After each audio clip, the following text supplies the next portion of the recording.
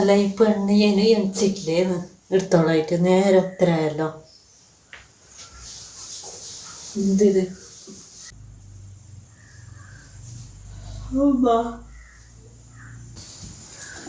ആ മുളച്ചാ ഞാൻ തന്നേരം നോക്കുന്നില്ല. എണിച്ചിട്ട് എന്താക്കണം.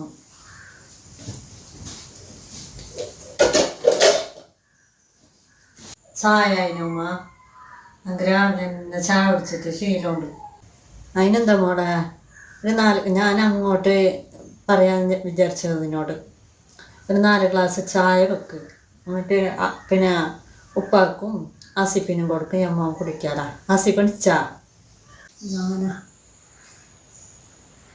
ഹലോ അമ്മ, എനിക്ക് ചായ വെക്കാനൊന്നും അറിയില്ല.